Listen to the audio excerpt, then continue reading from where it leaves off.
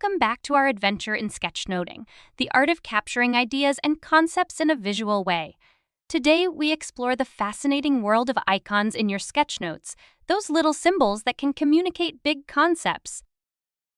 Icons are like the universal language of visual communication. They have the power to condense complex concepts into small drawings that can be understood by anyone, regardless of the language spoken. Some icons have become so recognizable that they have become true cultural icons, such as the Facebook-like symbol. Let's start with the fundamental question. What are icons? Icons are small symbols that represent concepts, objects, or actions. They are stylized designs that communicate effectively. For example, the heart symbol represents love, the dustbin symbol represents elimination, and so on. Why use icons in your sketchnotes? The answer is simple. Icons simplify communication.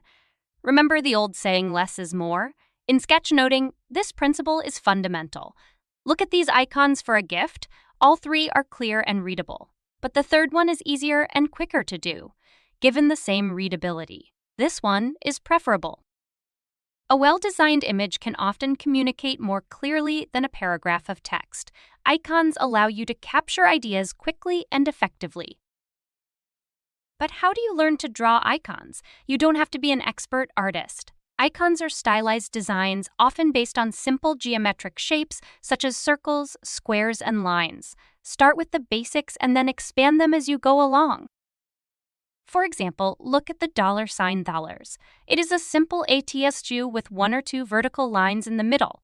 This icon communicates the concept of money or wealth directly and effectively. Or look at this square. If we add two opposite triangles, we create the letter icon, which is used a lot on computers. Icons are also flexible. You can expand a basic idea to create more complex icons.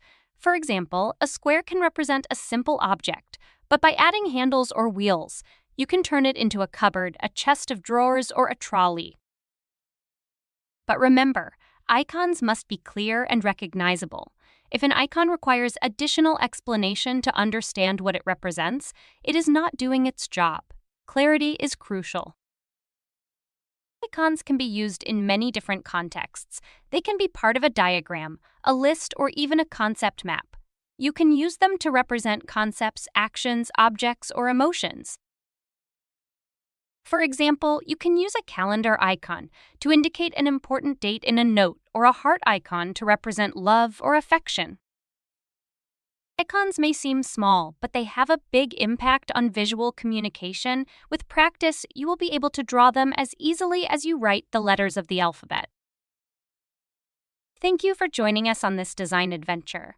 Remember, be bold, be creative, be junior designers. Don't forget to like the video and subscribe to the channel so you don't miss the next adventures. See you soon.